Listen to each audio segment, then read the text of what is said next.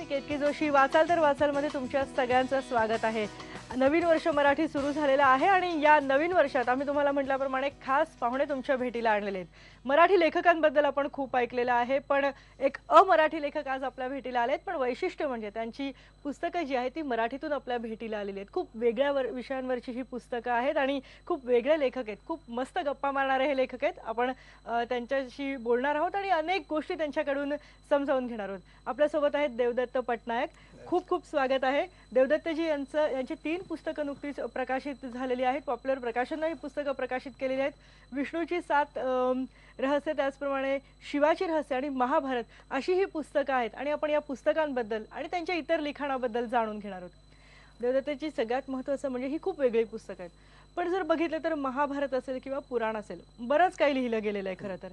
पुन्हा या विषयावर तुम्ही लिहिलेलं आहे. काय वेगळेपणा या पुस्तकांमध्ये? मी पुस्तक लिहितो वेगळ्यापणामुळे नाही, पण फक्त की महाभारत किती गोष्ट आहेत, किती दृष्टिकोन आहेत, ते सगळं सागरसारखं आहे. ते सगळंच कुणाला माहीत नाही आणि ते संस्कृतमध्ये लिहिलं आहे. आमच्याकडे काय उपन्यासच्या माध्यमातून आलं आहे, त्या सगळ्यांना फक्त असा एक भाग दिसतो, फक्त स्मॉल भाग. तर माझं एम होतं की सगळी स्टोरीज फक्त ब्रीफमध्ये सगळं सांगायचं, की स्टार्टिंग टू एंड असं सगळे 18 पर्वमध्ये काय काय घडतं, ते जे अनएडिटेड अनसेन्सर्ड स्टोरीज सुद्धा बोलायचं लोकांना, कारण हे लोकांना ते माहीत सुद्धा नाही की असं गोष्ट आहे.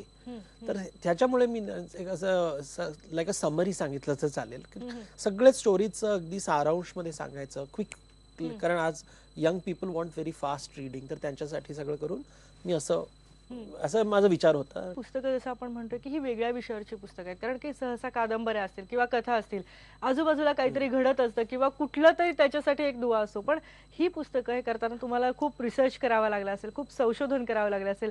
कसं काम पूर्णपणे याचं होतं? काय ही प्रक्रिया असते? जास्त रिसर्च नाही. आता मंदिरात आम्ही जातो आणि मंदिरात किती बघतो, पण लोक बघत नाही. मी बघत होतो की मंदिरात जातो, नाहीतर तुम्ही आता कृष्णाचं मंदिरला गेलं तर मी बघतो की तुळशीचं पत्ता इथे देतात, पण शिवाचं मंदिर बिल्वपत्र देतात.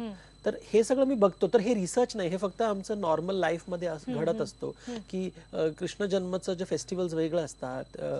महाशिवरात्री कृष्ण पक्षला होतो, शुक्ल पक्षला होत नाही. बाकी सगळं सण साजरा शुक्ल पक्षला होतात. का होता? तर मी विचार करत होतो आणि मला वाटलं की लोकांना सुद्धा हेच प्रश्न असेल की आन्सर काय याचं.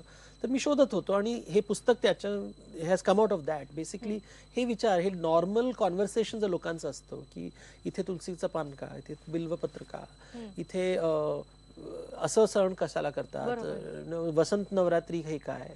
तर हे सगळं रिसर्च नाही, हे जस्ट नॉर्मल लाईफ आहे माझं. पण आता जसं आपण बोलतोय की सगळेजण म्हणतात की खूप सगळीकडे मॉडर्न हे सुरू आहे, सगळंच अत्याधुनिक चालू आहे, भाषा बदलते. अशा वेळेला पुन्हा एकदा पुराण, पुन्हा एकदा महाभारत हे का लोकांच्या भेटीला आणलं? एक म्हणजे का वाचावं पुन्हा एकदा? आता याचं महत्त्व काय आहे? मनुष्य आम्ही आधुनिक म्हणतो म्हणजे फक्त आमचं टेक्नॉलॉजी बदललं आहे. म्हणजे आमच्याकडे गाडी आहे, आता आम्ही घोड्यावर नाही गाडीवर जातो. तर आता आमच्याकडे तलवार नाही, आम्ही मोबाईल फोन वापरतो. फक्त टेक्नॉलॉजी बदललं आहे, पण आमचं माइंड, आमचं जे मनस आहे, आमचं जे सायकॉलॉजी आहे ते बदललं नाही. तर हे पुस्तकांना फ्रॉम सायकोलॉजिकल दृष्टिकोनाने बघितलं, कारण पुराण शास्त्र हे बेसिकली मनोवैज्ञानिक शास्त्र आहे. कहाणी और स्टोरीज, हे कथा जे आहे ते फक्त माध्यम आहेत, पण जे त्याच्या आत जे रहस्य आहे, त्याच्या ते जे कॉन्व्हर्सेशन आहेत ते सगळं सायकॉलॉजिकल आहे. आणि सायकॉलॉजीमध्ये काही फरक, 1000 वर्षापूर्वी माणूस ईर्ष्यापूर्ण होता, त्याच्यामध्ये अहंकार होता, आणि आता सुद्धा ईर्ष्यापूर्ण आहे, आता सुद्धा ते अहंकारी आहे. तर फरक नाही, मनुष्यामध्ये फरक नाही झालं, तर पुराणमध्ये कशाला फरक पाहिजे?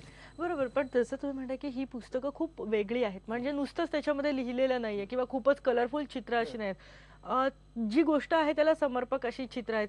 ही जी मांडणी आहे ही वेगळ्या प्रकारची आहे. तर हे काय, याबद्दल काय सांगाल? मी अॅनलाइज केलंय. मी हे अप्रोच भक्ती मार्ग नाही, पण ज्ञान मार्ग आहे. बेसिकली अॅनालिटिकल, की तुम्ही बघून फक्त बघायचं नाही, पण त्याच्यावर विचार करायचा, विश्लेषण करायचं, टिप्पणी करायचं, की कम्पेअर करायचं, की so using scientific principles of conversation, की कंपॅरिझन, की जर मी रामाला मर्यादा पुरुषोत्तम म्हणतात, पण कृष्णाला लीला पुरुषोत्तम म्हणतात, का फरक काय?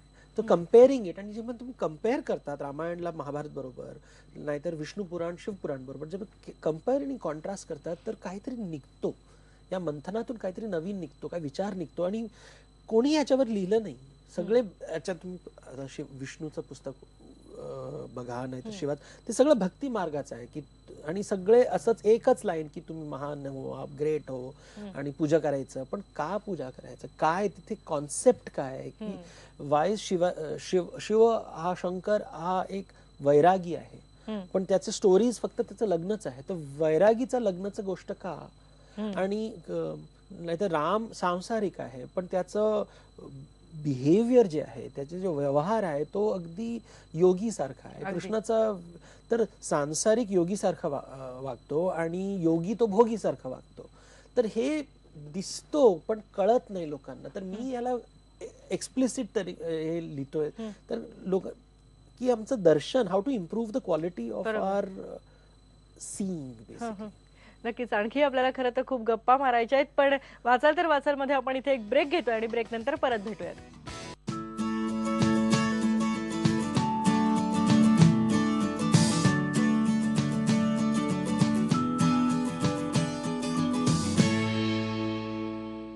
आज वाचाल तर वाचाल मध्ये आपण देवदत्त पट्टनायक यांच्यासोबत गप्पा मारतोय. तुम्ही प्रोफेशनली डॉक्टर आहात, आणि ही जी पुस्तकं आहेत ही पूर्णपणे वेगळी आहेत. म्हणजे हे दोन टोकं आहेत असं आपल्याला म्हणता येईल. कशी सांगड घालता, कसा तुम्ही एकतर वेळ कसा काढता, आणि ह्याच्यावर कॉन्सन्ट्रेट कसं केलं जातं? मी पदवीनी डॉक्टर आहे, पण मी माझं प्रॅक्टिस नाही केलं. मी फार्मास्युटिकल इंडस्ट्रीमध्ये होतो, आणि हा हॉबी होता माझा. तर मंडे टू फ्रायडे जॉबला जा कॉर्पोरेट वर्ल्डमध्ये, आणि म्हणजे फार्मा इंडस्ट्रीमध्ये, आणि सॅटर्डे संडे ह्याच्यामध्ये हे माझं हॉबी होतं. तर I used to write my books on hobby. पण आता वेळ लोकांना खूप आवडलं मी जे लिहित होतो, आणि त्यांना वाटलं की दिस व्हेरी प्रॅक्टिकल, व्हेरी सिम्पल, आणि इतकं पॉप्युलर झालं की मी सांगितलं की अच्छा मी फुल टाइम हे करतो, आणि luckily I have been successful. ते हा चॉईस नव्हता, असं ऑर्गॅनिकली झालं ते. तर सगळं तुम्ही इंग्रजीमधून लिहिलेली आहेत. तर इंग्रजीमधून पुस्तकं लिहिण्याचा उद्देश काय होता? म्हणजे तुमची मातृभाषा असेल, किंवा मराठीतून असेल, किंवा हिंदीतून लिहिण्यापेक्षा इंग्रजीतून लिहिल्यामुळे ते जास्त लोकांपर्यंत पोहोचेल असं वाटलं? नाही, मी विचार इंग्रजीमध्ये करतो. So I think in English, and I write in my primary medium माझं इंग्लिश आहे. तर मी फक्त दॅट इज ओनली लँग्वेज मला लिहायला येतं. असं नाही की चॉईस होतं त्याच्यामध्ये. आणि मी लिहित होतो कारण मला वाटलं की लोकांना हे सगळं गोष्टीमध्ये इंटरेस्ट आहे, पण जे आन्सर्स कुठे भेटत नाही. लोक म्हणजे मार्केटमध्ये मला एकही पुस्तक भेटलं नाही की माझं जे क्वेश्चन होतं ते आन्सर करायला. तर जर मला नाही भेटत तर मी सांगितलं आता लेट मी प्रयत्न करतो की मी उत्तर देतो, आणि बघूया ऑडियन्सचा रिस्पॉन्स कसा असेल.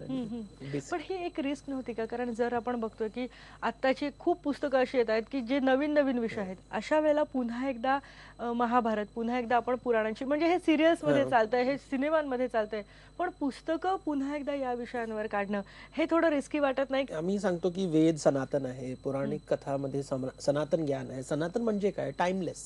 म्हणजे तो असं भूत भविष्याचं असं काहीतरी फरक करत नाही की it's basically all the time. तर त्याच्यामध्ये जे ज्ञान आहे ते प्रॅक्टिकल आता सुद्धा आहे. आता सुद्धा ते नीड आमचा आजचं प्रॉब्लेम जे आहे त्याचं सोल्युशन्स आम्हाला भेटत नाही, आणि टेक्नॉलॉजी सॉल्व्ह नाही करणार. म्हणजे तुम्ही फक्त मोबाईल फोन घेऊन सुख भेटणार नाही, शांती भेटणार नाही. तर सुख शांतीसाठी तुम्हाला आध्यात्मिककडे जावं लागेल. पण पौराणिक कथामध्ये अध्यात्म विषय अगदी वेगळं पद्धतीने दाखवलं आहे त्यांनी, आणि लोकांना हे कळत सुद्धा नाही. मी जेव्हा बोलत होतो तर दे वुड बी सरप्राईज, अरे आम्ही का असं वाचलं नाही, असं विचार सुद्धा केलं नाही. तर I realize that young people are interested, पण तुम्हाला पॅकेज करावा लागतो की त्यांच्या स्टाईलमध्ये बोलायचं. तर तुम्ही असं अगदी ओल्ड स्टाईलमध्ये दाखवलं तर कोणाला इंटरेस्ट नाही. You have to package it in a nice way. पण ते जे कॉन्सेप्ट आहेत, पुस्तकात ते चित्र जे आहेत आणि त्याच्या शेजारी जे लिहिलेलं आहे ते कॉमिक बुक स्टाईल मध्ये केलेले आहे. कारण जेव्हापर्यंत तुम्ही आता एक यंग बॉय विचारण्यात तुम्ही गणपतीचं पूजा का करता, आणि वडिलांना सुद्धा माहित नाही, त्यांना माहित नाही, ते फक्त ते कर्मकांड मध्ये एव्हरीबडी इज इन्व्हॉल्ड इन. तर मी सांगितलं की असं मे बी गाईड बुक सारखं की वाचलं तर त्यांना वाटेल की हा आता काहीतरी कळलं की अच्छा याच्यामुळे आम्ही हे करतो, मंदिरात का जातो, मंदिराचं डिझाईन काय आहे. कारण इतका ज्ञान याच्यामध्ये आहे, इतका ज्ञान, आणि कुठेच नाही हे ज्ञान. म्हणजे I am surprise and sad की कोणा हे याच्यामध्ये this should be our contribution to the world, खरं की we should tell the world की बघा किती वेगवेगळ्या प्रकारने, आणि डिझाईन थिंकिंग ज्याला म्हणतात आता मॉडर्न सायन्स, ते आकृती विज्ञान, we have all these ideas are there in our books and they talking की मनोविज्ञान, रिलेशनशिपचे प्रॉब्लेम्स, रिलेशनशिप कशाला होतात, प्रॉब्लेम काय होतात, लव्ह, हेट्रेड, सगळे रस, सगळे भाव, अनुभव, त्याचं विश्लेषण, त्याचं डेप्थ मध्ये अंडरस्टँडिंग पुराणकथामध्ये आहे, पण पोचतच नाही. मला आणखी एक विचारायचं आहे की जसं मगाशी आपण बोललो तुमची मातृभाषा वेगळी आहे, तुम्ही मराठी बोलता, पण इंग्रजीतून तुमचा विचार होतो. असं कुठे एक जाणवतं का की ज्या प्रादेशिक भाषा आहेत त्यांच्यावर खूप जास्त इंग्रजीचा प्रभाव वाढत चालला आणि त्यामुळे एकीकडे ज्या गोष्टी आपल्या आहेत त्या सुद्धा आपल्याला इंग्रजी भाषेतूनच द्याव्या लागतात? हो, इंग्लिश अमेरिकामुळे ग्लोबल सगळीकडे गेलं तर English is become a very dominant language, but it is the language of राजनीतीचं लँग्वेज आहे, तो लँग्वेज व्यापारचा लँग्वेज आहे. तर जॉबसाठी इंग्रजी will become important, so it is always be dominant. पण सायकोलॉजिकल इश्यूज या स्पिरिच्युअल इश्यूज, आध्यात्मिक इश्यू, मनोविज्ञानचे इश्यू असतात, ते सगळं साठी आम्हाला, संस्कृतीसाठी ते are home languages, Hindi, Marathi, Gujarati will always be important. तर आम्हाला दोन, we need these two things in life. एक जसे पुढच्या 1000 साल पूर्वी असं होतं की संस्कृत एक भाषा होती आणि प्राकृत, आणि दोन्ही भाषा पाहिजे. आता इंग्लिश आणि मातृभाषा दोन्ही तर पाहिजेच पाहिजे. नक्कीच. आपल्याला खरं तर आणखी गप्पा मारायच्या आहेत, पण पुन्हा आपल्याला वेळ झाली एका ब्रेकची आणि ब्रेक नंतर आपण पुन्हा भेटणार आहोत.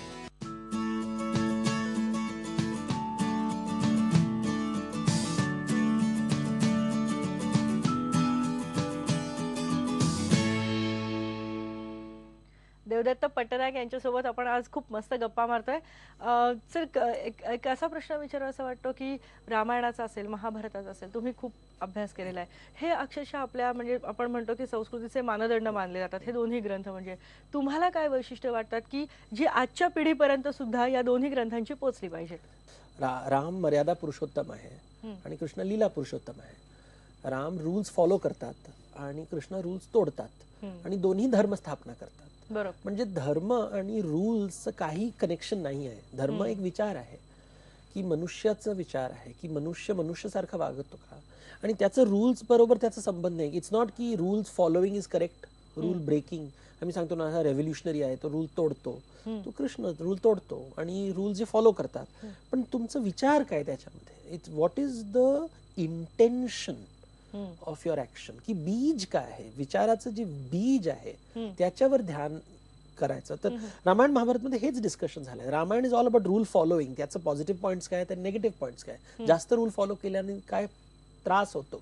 अयोध्यामध्ये सुद्धा त्रास होतो, रामराज्यामध्ये सुद्धा रूल मध्ये खूप त्रास होतो. आणि दुसरीकडे कृष्ण आहे जे रूल्स तोडतात आणि त्याच्यामध्ये सुद्धा त्रास होतो. And I think that is what Ramayana Mahabharat दाखवतं, की sometimes rules are good and sometimes rules are bad. पण मग असं नाही वाटत की आपले जे धर्मग्रंथ मानले जातात किंवा जे पूर्वी सांगितलेलं आहे त्याचा हल्ली जर बघितलं तर काही वेळेला खूप वेगळा अर्थ घेतला जातो, आणि मग अशा वेळेला पुन्हा एकदा ते सांगायची गरज वेगळ्या अर्थाने पडते? काय आहे, अल्पबुद्धी महाभयंकर.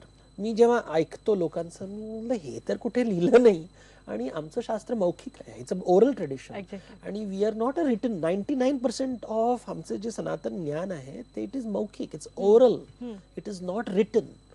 आणि लोकांना इतकं काय, आम्ही एक पेज वाचून आम्हाला वाटतो की फुल नॉव्हलचं ज्ञान झालंय, कारण आता ट्विटर एज झालंय ना, तर आम्हाला अटेन्शनच नाही की सगळं शास्त्र वाचून बोलायचं. तर लोकांचं मत खूप असतो, ज्ञान कमी असतो. आणि आपण अगदी आता शेवटचा प्रश्न तुम्हाला विचारते की आज मला जर वाचायचं असेल तर पुन्हा एकदा मी हे का वाचलं पाहिजे हा प्रश्न पडतो. तुम्ही काय सांगाल?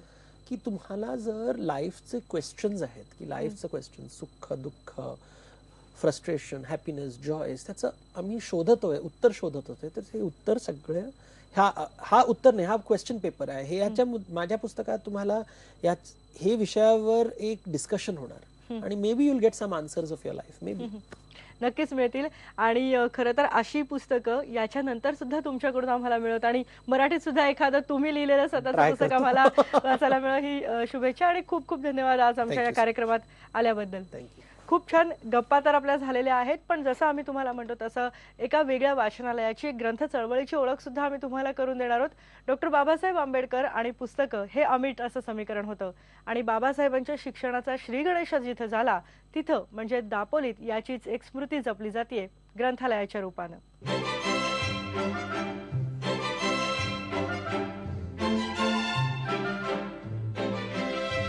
डॉक्टर बाबासाहेब आंबेडकर यांचे वडील रामजी सपकाळ काही काळ दापोलीत वास्तव्याला होते. इथंच बाबासाहेबांच्या शिक्षणाचा श्रीगणेशा झाला. त्याचीच आठवण म्हणून दापोलीतल्या ग्रामपंचायतीनं इथं वाचनालय सुरू केलं.